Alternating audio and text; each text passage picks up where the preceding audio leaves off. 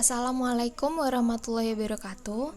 Perkenalkan, saya Salsabila Yumna Pratiwi dengan NIM 81114203555. Di sini saya akan menjelaskan mengenai sumber hukum internasional. Namun sebelum masuk ke dalam sumber hukum internasional, apa itu sumber hukum atau source of law?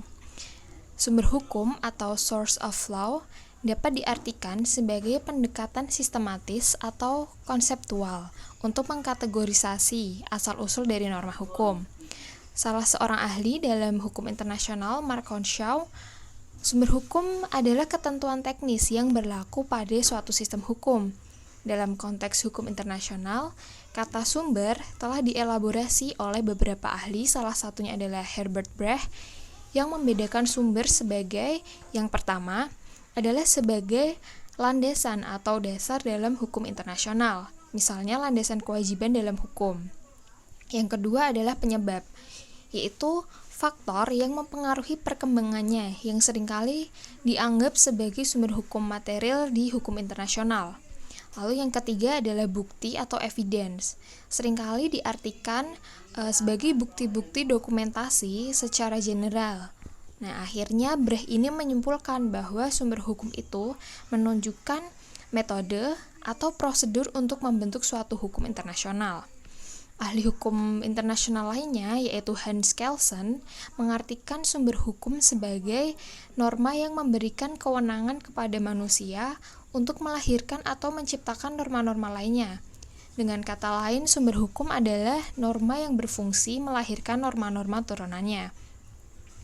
Dalam konteks ini, Kelsen tampaknya memaknai sumber hukum dalam bingkai piramida hukum yang terkenal oleh Hans Kelsen atau sering disebut Steuvenbauer teori, yang menempatkannya sebagai norma yang tertinggi, atau secara umum pembedaan sumber hukum ini dapat dilihat sebagai sumber hukum formal dan material.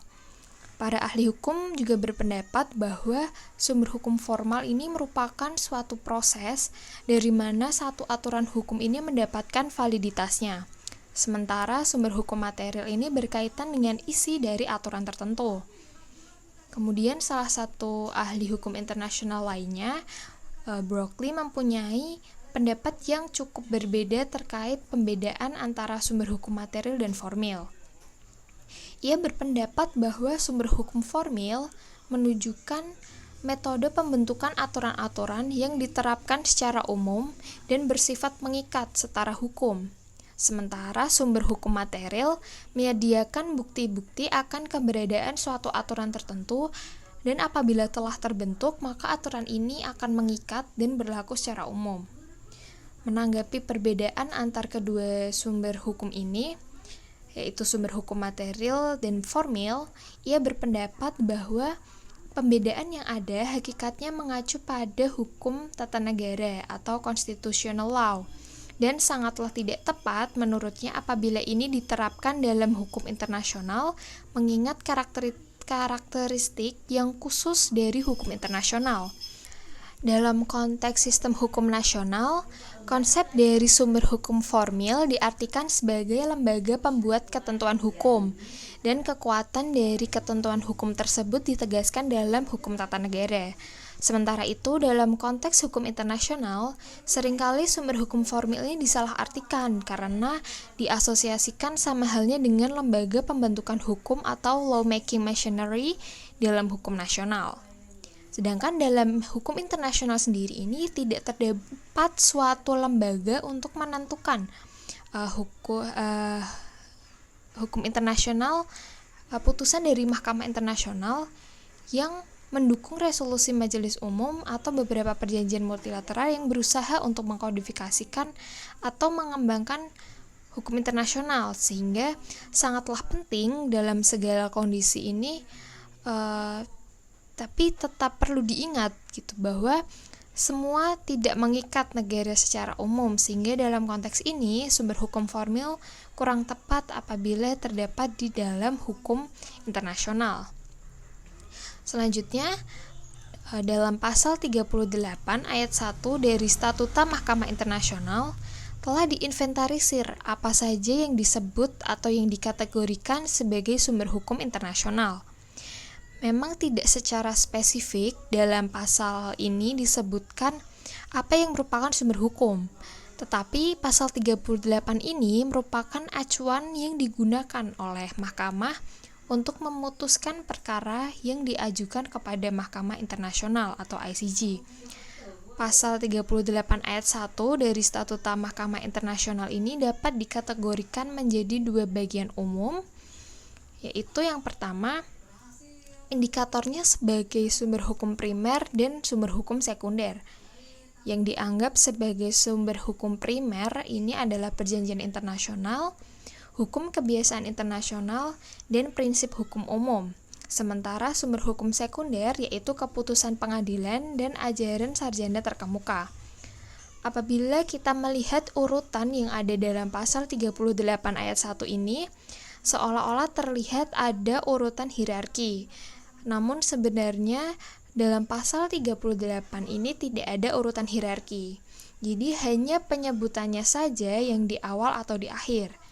Kita hanya bisa melihat bahwa pembedaan utamanya ada pada sumber hukum primer atau sekunder. Nah, pada kesempatan hari ini, saya akan membahas lebih lanjut mengenai perjanjian internasional sebagai sumber hukum internasional. Nah, apa sih itu perjanjian internasional? Nah, di sini saya akan sebutkan beberapa pendapat dari ahli terkait yang dikategorikan sebagai perjanjian internasional. Di sini terdapat beberapa pendapat. Yang pertama pendapat dari Shaw, Sinclair, Lauterbach, dan juga ada definisi yang dimasukkan ke dalam VCLT yang merupakan suatu perjanjian internasional yang mengatur mengenai atau khusus mengenai perjanjian internasional antar negara. Jika dirangkum dari semua definisi yang disampaikan oleh ahli, kita bisa melihat bahwa persamaan utama atau garis besar dari definisi tersebut adalah perjanjian internasional itu melibatkan negara. Dan kita bisa juga lihat definisi perjanjian internasional yang diakui secara luas adalah definisi yang ada di dalam VCLT tahun 1969. Disebutkan bahwa perjanjian internasional merupakan an international agreement concluded between state in written form. Jadi yang diberi highlight atau yang di-highlight di sini adalah dibentuknya antar negara yang bisa disebut sebagai perjanjian internasional atau perjanjian antar negara. Kemudian in written form maksudnya itu adalah dalam bentuk tertulis. Jadi memang harus dalam bentuk tertulis. Apabila dalam bentuk lisan maka tidak bisa dikategorikan sebagai perjanjian internasional. Kemudian kata-kata and governed by international law artinya diatur oleh hukum internasional. Bahwa jelas di sini perjanjian yang dibentuk pasti akan diatur oleh hukum internasional. Whether embodied in a single instrument or in two or more related instrument and wherever its particular designation. Jadi bisa saja dalam bentuk instrumen yang single atau lebih, dan juga mungkin penyebutannya akan berbeda-beda, tetapi tetap saja dikategorikan sebagai perjanjian internasional sepanjang dalam bentuk tertulis dan diatur oleh hukum internasional. Lalu apa saja yang bisa dikategorikan sebagai perjanjian internasional? Jadi perjanjian internasional ini merupakan perjanjian yang dilakukan antar negara. Perjanjian internasional negara dengan organisasi internasional, juga perjanjian antar organisasi internasional, dan perjanjian antara tahta suci atau holy see dengan negara. Jadi intinya perjanjian ini melibatkan negara sebagai salah satu unsur yang terlibat, tetapi tidak termasuk ke dalam perjanjian internasional apabila perjanjian itu antar negara dengan individu atau badan hukum. Jadi yang bisa dikategorikan sebagai perjanjian internasional adalah yang telah disebutkan tadi. Dan untuk peristilahan seperti yang telah saya sebutkan di definisi perjanjian internasional dalam VCLT, whatever its particular destination, ada kemungkinan penggunaan istilah tidak perjanjian internasional melainkan mungkin treaty, agreement atau convention, charter, covenant, declaration, protokol, dan sebagainya. Jadi ada berbagai macam penyebutan, tetapi intinya itu dapat dikategorikan sebagai perjanjian internasional. Setelah mengetahui apa itu definisi dari perjanjian internasional, lalu bagaimana cara pembentukan perjanjian internasional ini? Di sini saya akan menjelaskan secara singkat mengenai pembentukan perjanjian internasional. Pada dasarnya pembentukan perjanjian internasional itu dapat dikategorikan secara umum terbagi menjadi 2 tahap dan 3 tahap. Jika yang terdiri dari 3 tahap ini terdapat tahap perundingan, penandatanganan, dan juga ratifikasi. Sedangkan jika 2 tahap ini berupa perundingan dan penandatanganan. Dan setelah 2 tahap itu langsung perjanjian ini tuh dapat berlaku.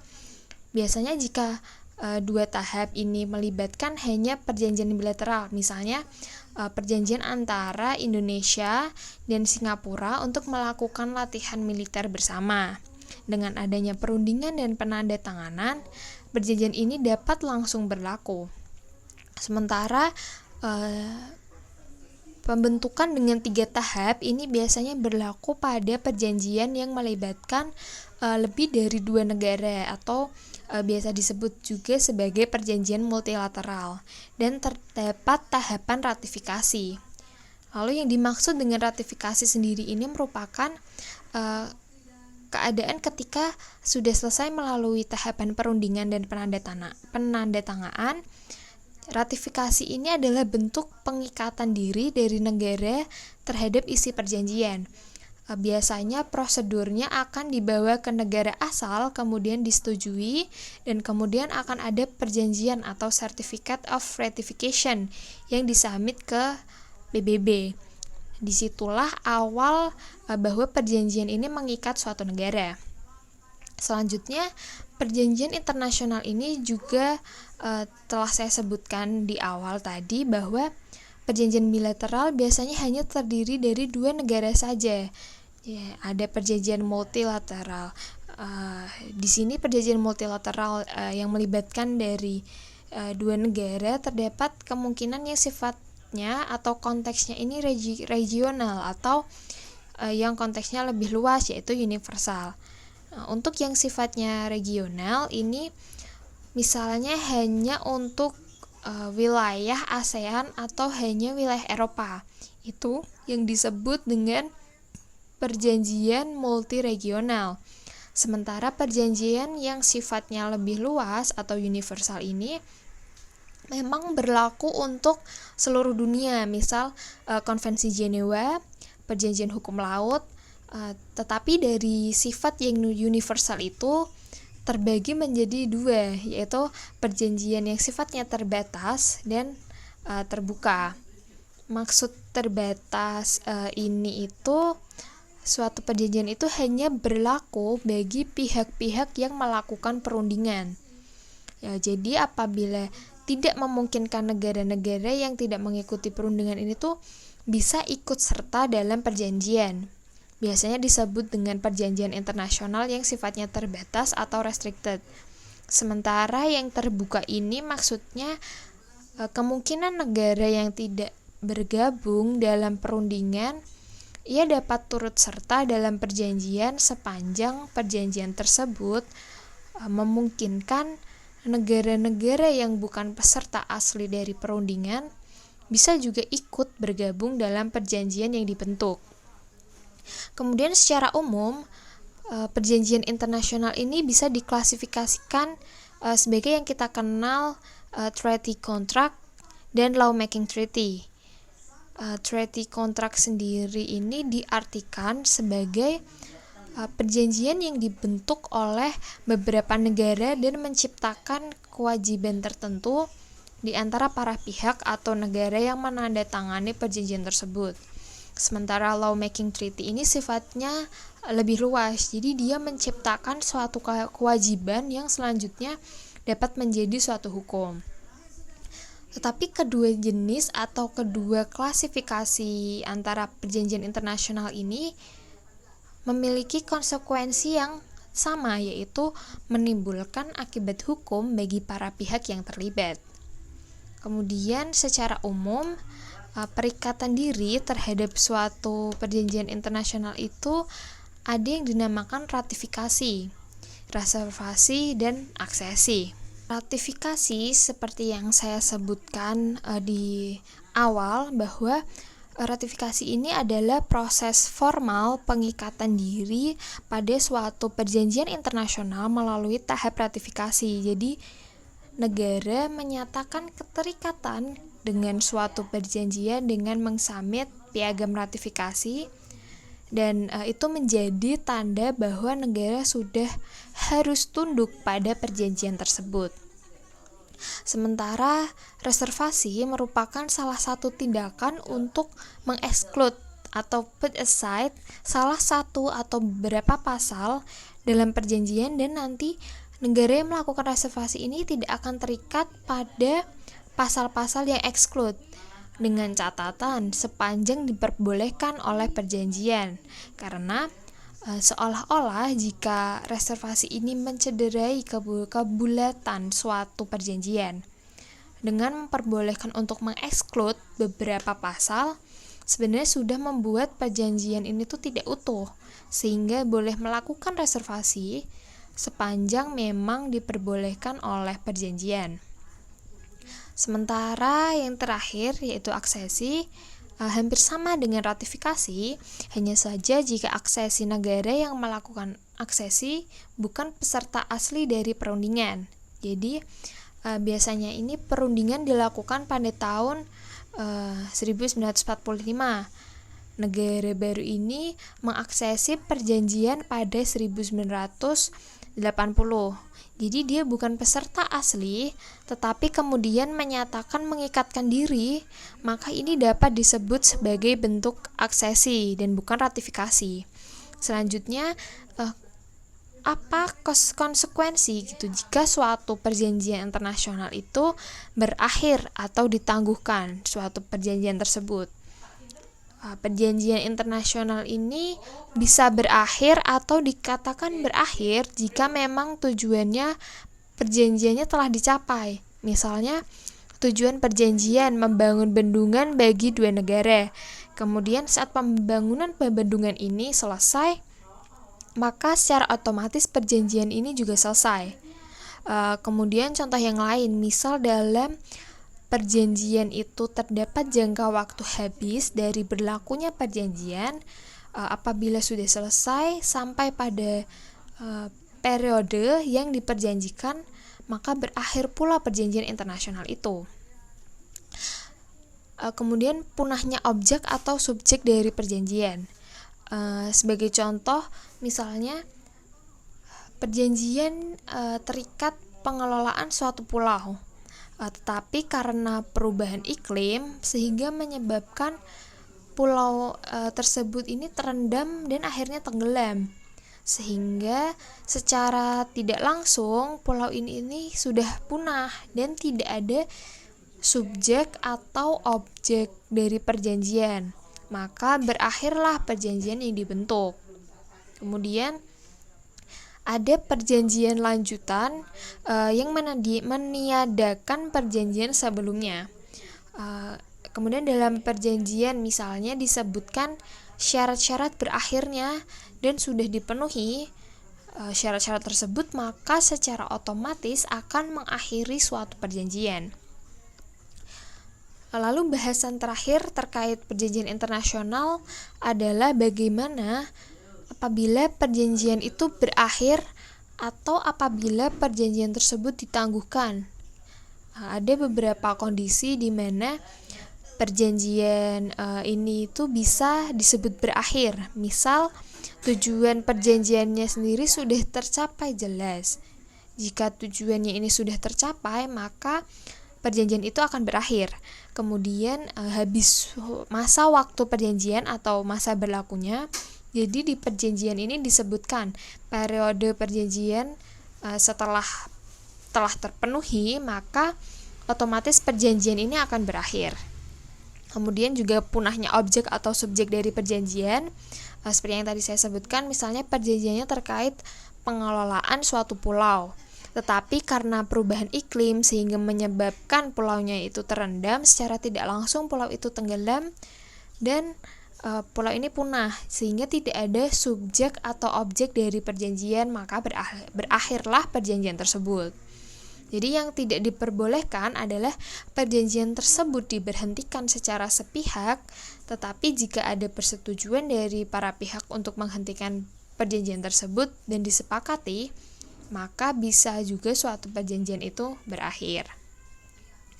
Selanjutnya juga terdapat perjanjian yang dibentuk. Selanjutnya dalam perjanjian. Jadi disebutkan perjanjian ini akan meniadakan perjanjian yang terdahulu. Kemudian apabila ada syarat pengakhiran perjanjian dalam perjanjian tersebut dan sudah terpenuhi, maka secara otomatis perjanjian tersebut akan berakhir. Nah, apabila diakhirinya perjanjian secara sepihak tapi pernyataan secara sepihak itu tidak disetujui oleh pihak yang lainnya, biasanya akan muncul suatu masalah ketika pengakhiran sepihak ini dilakukan tetapi pihak lainnya ini tidak setuju, akan menimbulkan masalah, yaitu sengketa. Dan sengketa ini itu akan diajukan ke Mahkamah Internasional atau ICJ. Tapi jika pengakhirannya sepihak tapi disetujui oleh pihak lain, maka akan ada pelanggaran terhadap perjanjian. Tetapi ini merupakan salah satu kondisi di mana perjanjian internasional itu akan berakhir. Lalu beralih ke sumber hukum internasional yang kedua, yaitu hukum kebiasaan internasional atau customary international law. Jadi pada awal perkembangan hukum internasional, khususnya setelah terjadinya Perang Dunia Kedua, di mana didominasi oleh hukum kebiasaan internasional.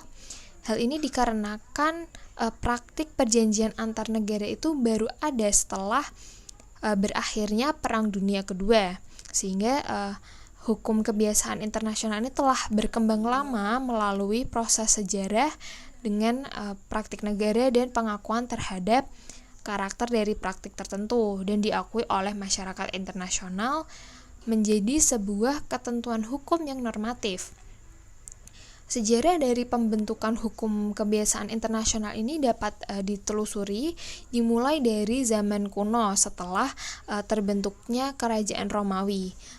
Hukum antar bangsa telah terbentuk yang didasarkan pada komitmen keagamaan dan kepercayaan dan bukan melalui suatu bentuk yang modern sebagaimana dikenal sebagai sebuah kewajiban hukum atau sense of legal obligation.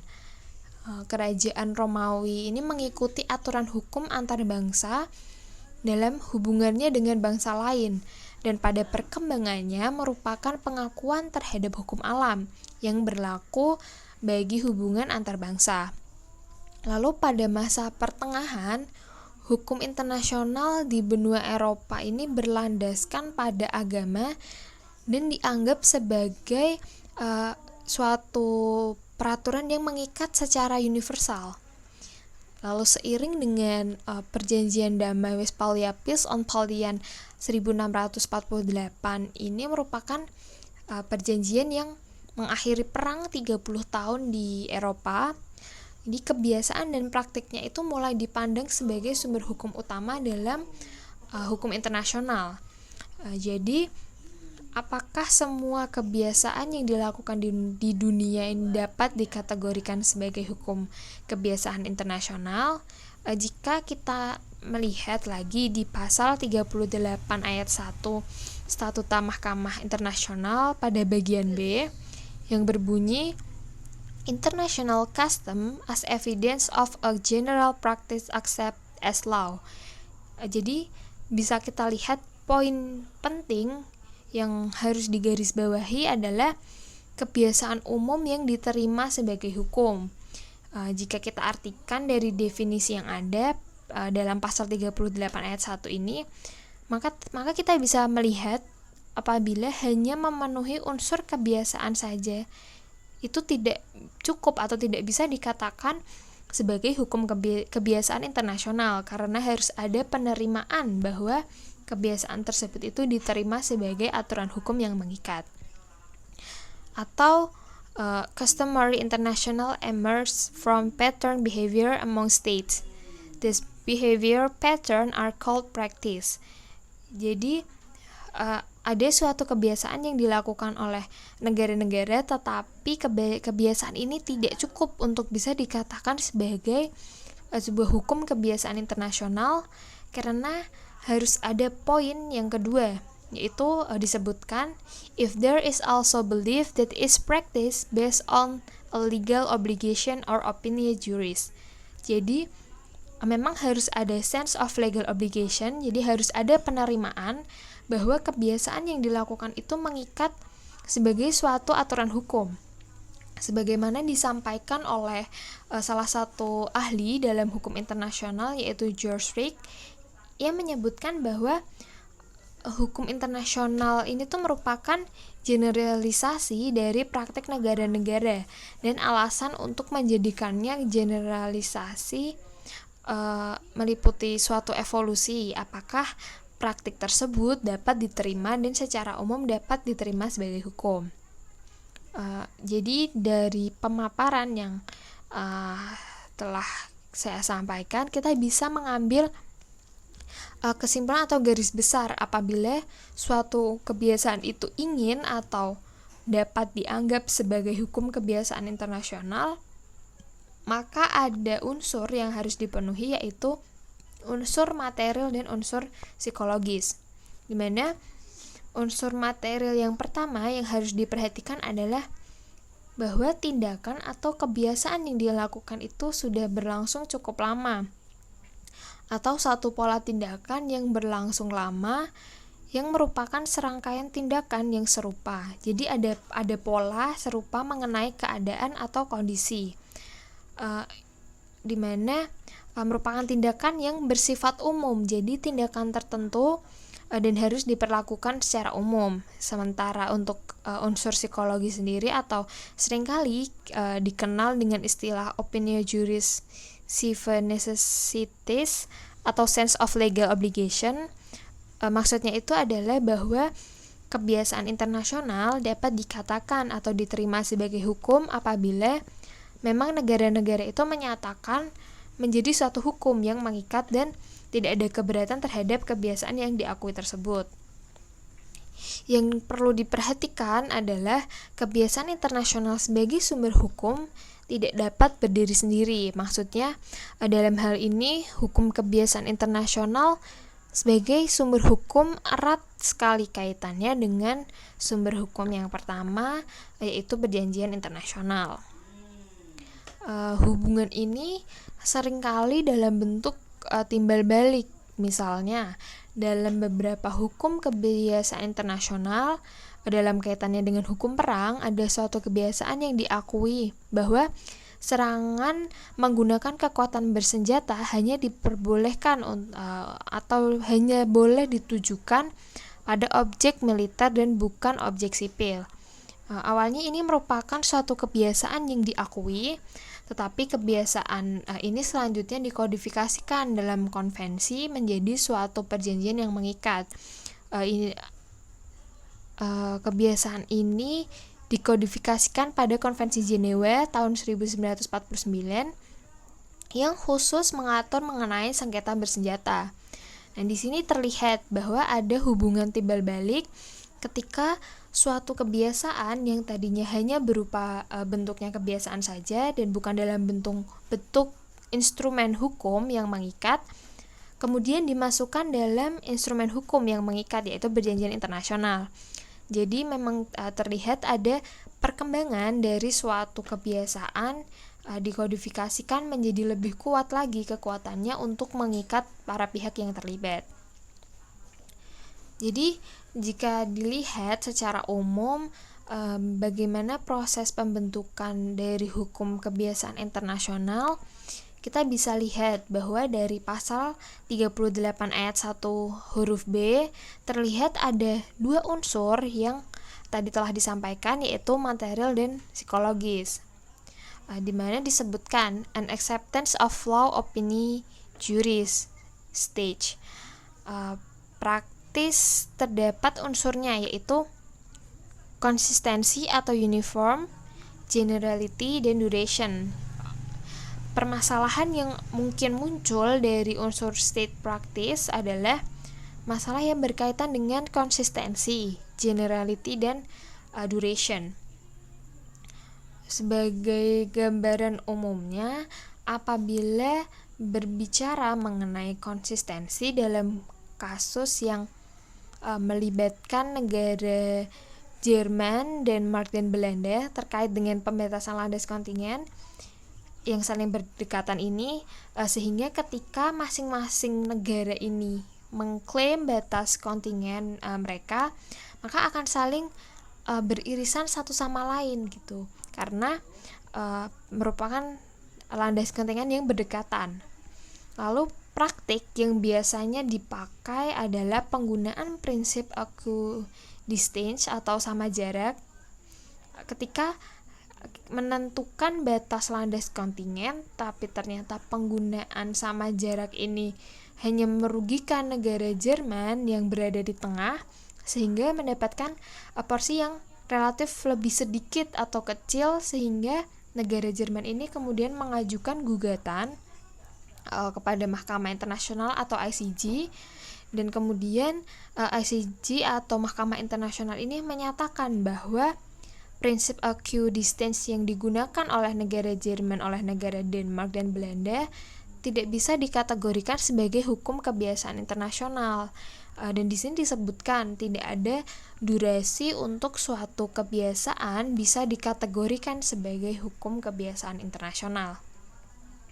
Hasil keputusan ICJ atau International Court of Justice atau Mahkamah Internasional ini mengatakan bahwa tiga negara ini harus menggunakan prinsip proporsional, sehingga tidak menggunakan prinsip sama jarak, di mana prinsip tersebut sudah dikodifikasikan di The United Nations Convention on the Law of the Sea tahun 1982 di artikel atau pasal 83 yang kaitannya dengan kontingen gitu, atau yang menyatakan bahwa ada prinsip proporsional ini untuk memutuskan landas kontingen yang saling beririsan atau berdekatan.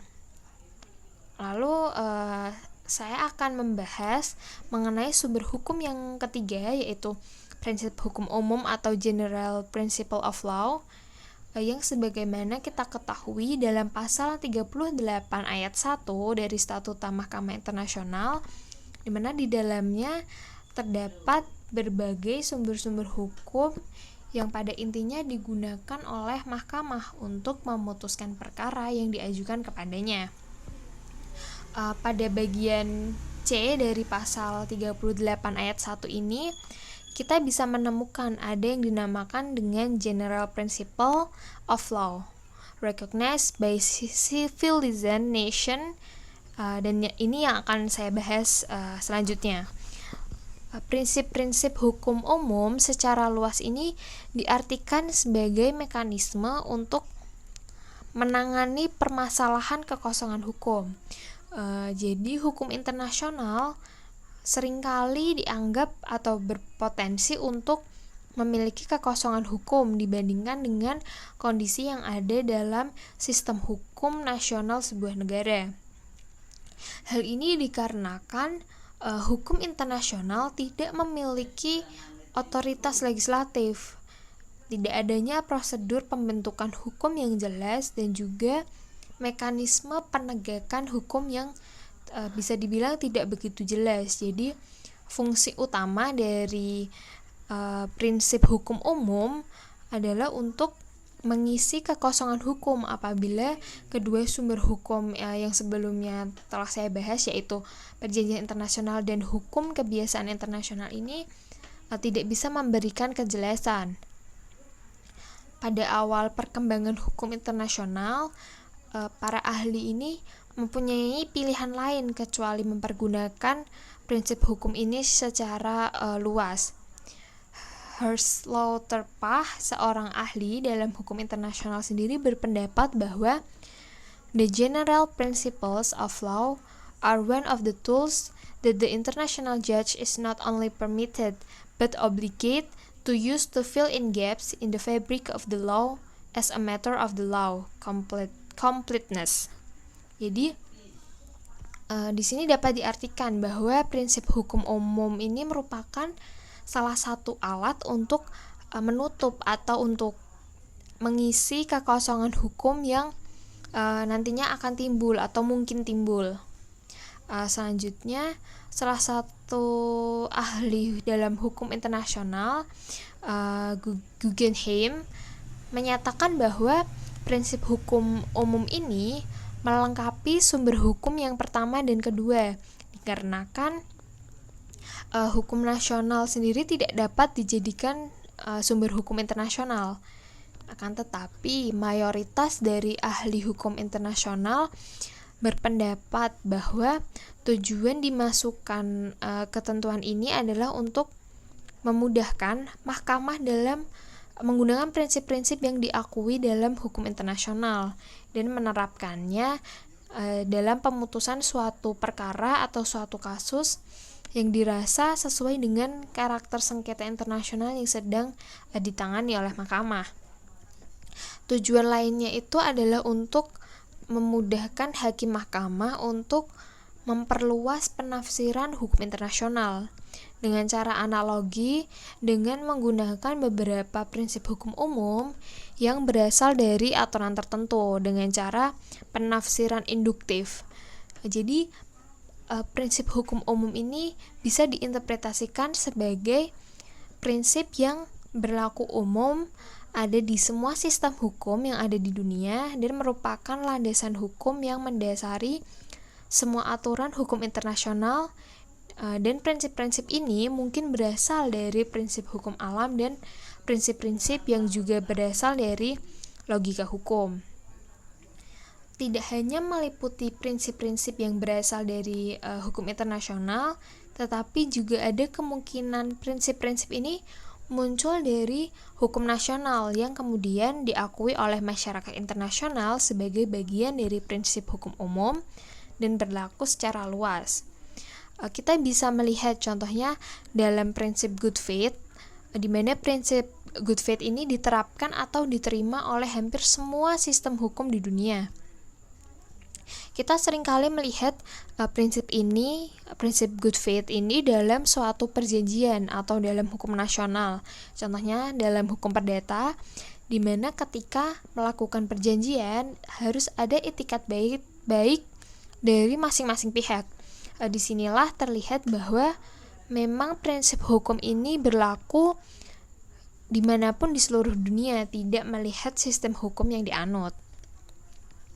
Kemudian contoh lainnya kita bisa melihat dengan prinsip yang seringkali kita selalu dengar dalam konteks hukum internasional, yaitu Pacta Sunt Servanda, di mana perjanjian mengikat para pihak. Kemudian terdapat juga prinsip bona fide, kemudian juga prinsip abus de droit atau larangan untuk menyalahgunakan wewenang.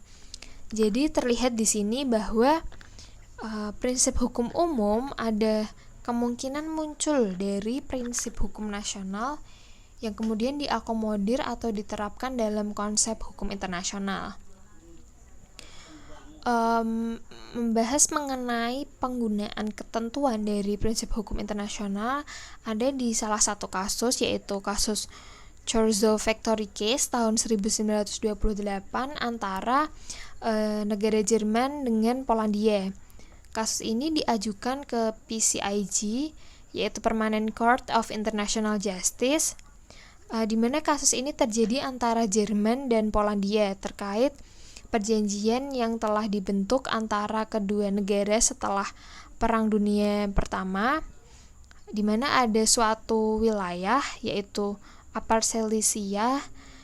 Di sana Jerman ini menyerahkan perselesaian wilayahnya kepada Polandia dengan perjanjian bahwa Polandia ini tidak akan mengganggu gugatan atau tidak akan menyita atau menasionalisasi perusahaan milik Jerman.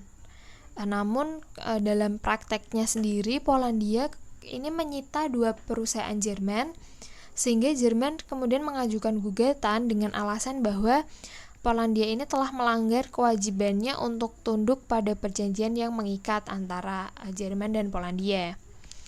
Pada putusan dari PCIG ini menyatakan bahwa Polandia ini terbukti bersalah karena telah melanggar perjanjian yang dibentuk atau perjanjian antar Jerman dan Polandia. Dan setiap pelanggaran terhadap perjanjian itu melahirkan kewajiban untuk mengganti kerugian. Jadi di sini PCIG juga menegaskan bahwa Polandia harus memberikan ganti rugi pada Jerman.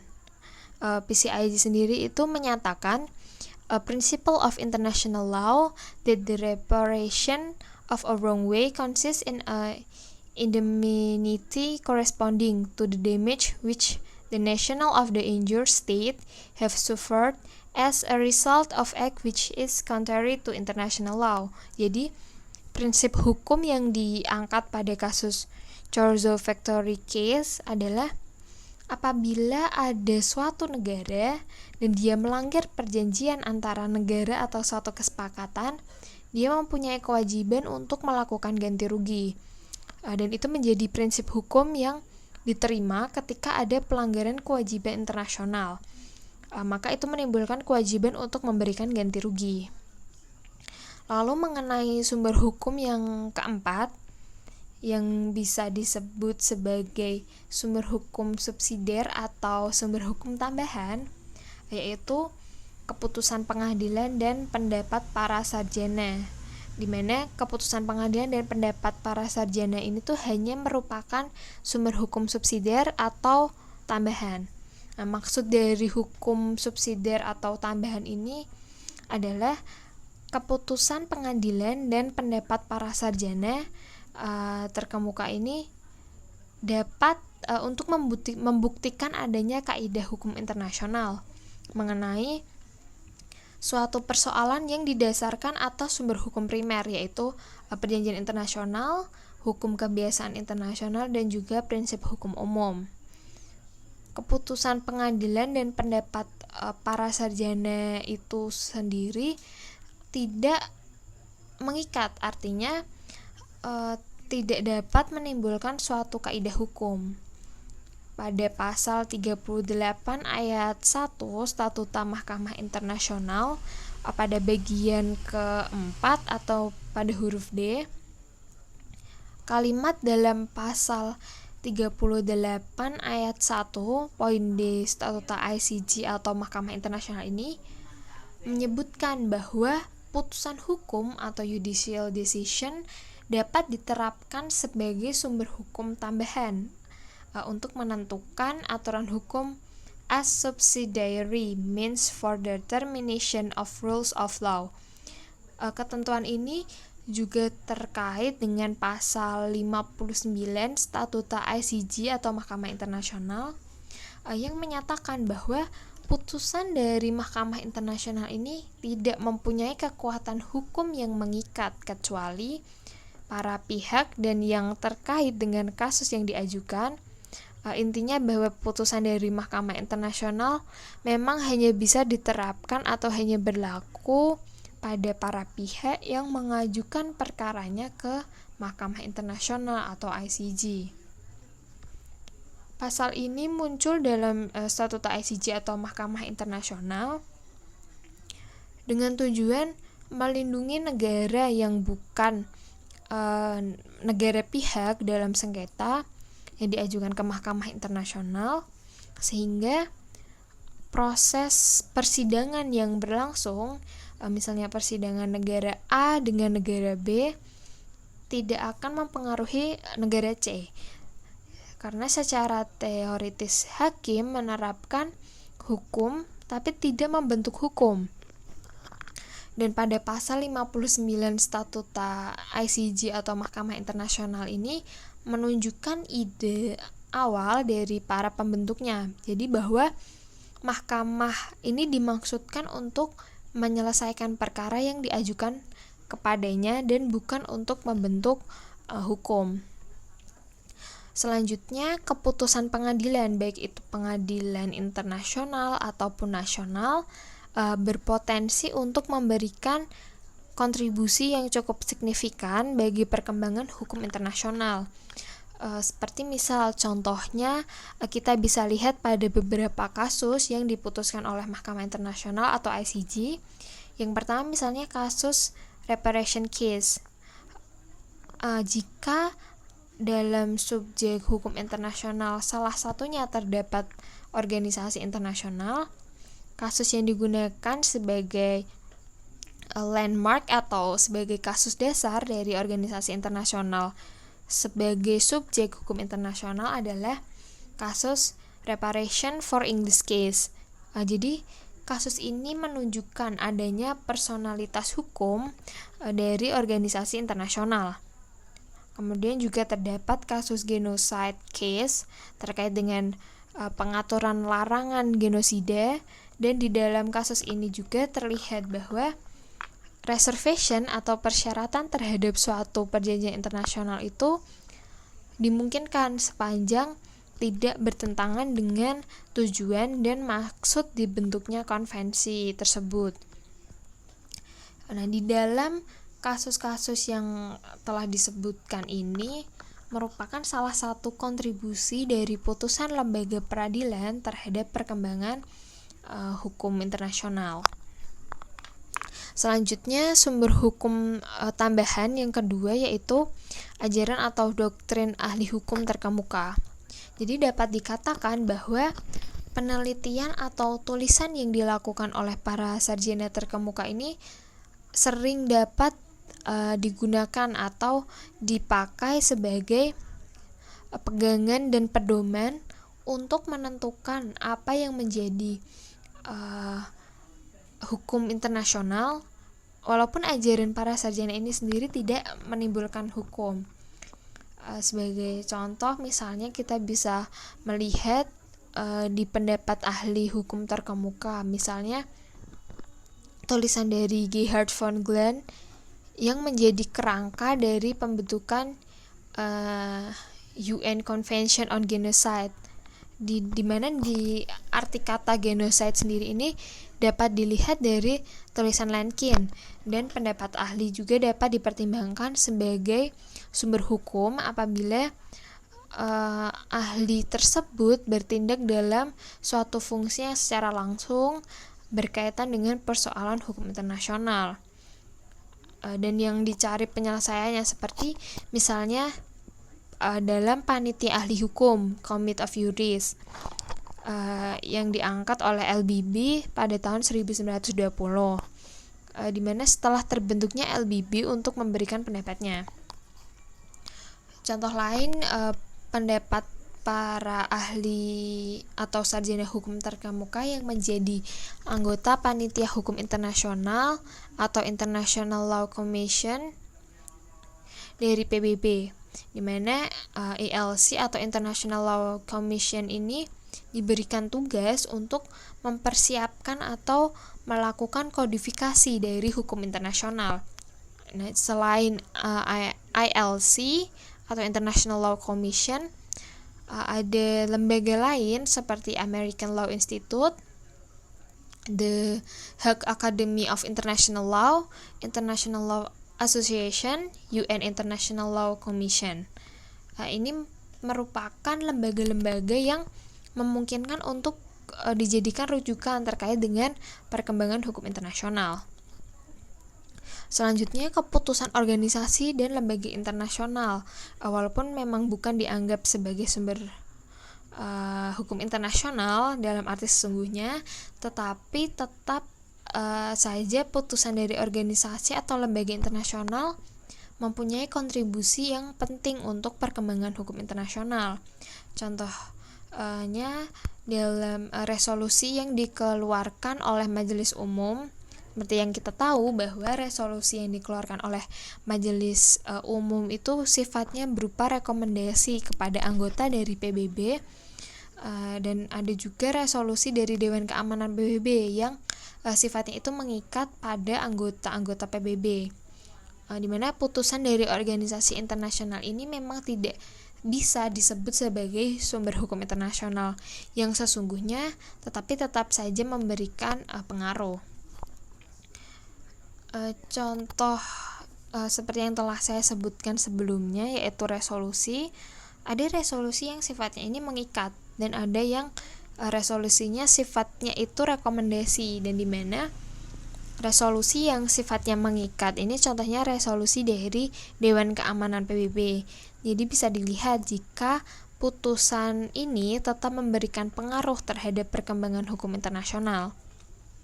Selanjutnya, apabila Mahkamah Internasional atau ICJ tidak menemukan sumber hukum yang bisa dijadikan rujukan dalam memutuskan perkara kepada yang ditujukan oleh ICJ, tidak berarti ICJ ini tidak bisa memutuskan seperti yang kita ketahui gitu, bahwa pengadilan tidak boleh menolak perkara yang diajukan kepadanya dengan alasan tidak ada aturan yang mengaturnya. Jadi disinilah fungsi pengadilan untuk menemukan hukum.